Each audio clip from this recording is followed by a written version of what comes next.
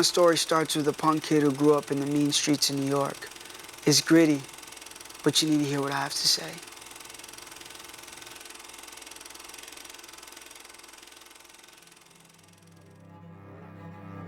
I had a loving and caring family. I was a natural athlete and popular with other kids. People loved me, and I loved people. But when I got into school, something changed in me. I wanted to impress everyone around me. Catholic school and their rules weren't for me. My nun told my dad I had serious problems and I would never amount to anything. Serious problems? What does that even mean? They called me Lil Man because I was short in stature, but I had big plans for my life. I decided to live up to the expectations. That's when I started in what would later become my stumbling blocks. Drinking, drugs, stealing, you know, the usual. But I was a visionary. I was an entrepreneur. At 11 years old, I had a crew of guys who worked for me. I found that I was especially gifted with automobiles, so I started stealing motorcycles and cars.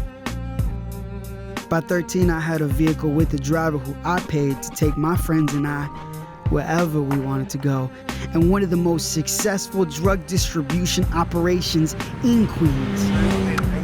Hey, next time, hook me up. The last batch was no good. We got what you. What you talking about? So, how you doing, Frankie? Yeah, I appreciate you, man. The strangest thing is, through all of this, I knew I was doing wrong. I wanted to help other people, and I used dirty money to do it. Here you go, brother. There was an internal battle raging every day. I knew God had a plan for my life. My story sounds bigger than life, but it happened. And I bet it's happening with some of you. I want to do right, but I can't. The evil is winning.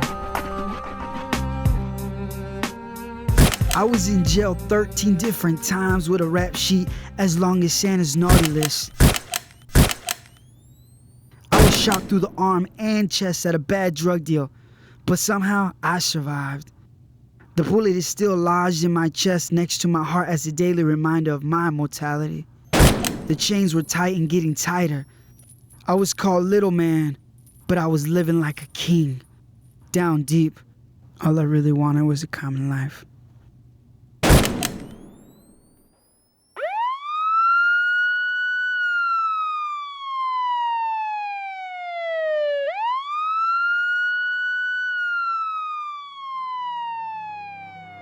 I lost it all. I finally got popped one too many times, and I couldn't talk my way out of this one. I went to jail again. What you don't know is, I had started a business driving the rich and the famous around town. But you can't run a business like that without a driver's license. I had tried to use alias names and cheat the system, but I couldn't fix this one. This was the final straw. I needed to start over. I had been running from God for so long, I forgot what it felt like just to be still. So I finally had a heart-to-heart with the big guy. I made him a promise. If he would help me sell my business, I would promise to get out of town and start over. Wouldn't you know it? The impossible happened. My business sold the next day. In an instant, I went from living the life of a king and became just a common man. I had nothing but one thing to give God. It was my life. So I said, here I am. Use me.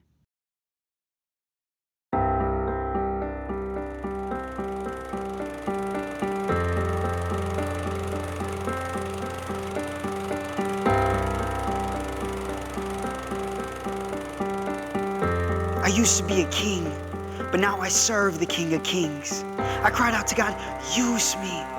I want to make all those years of doing wrong right.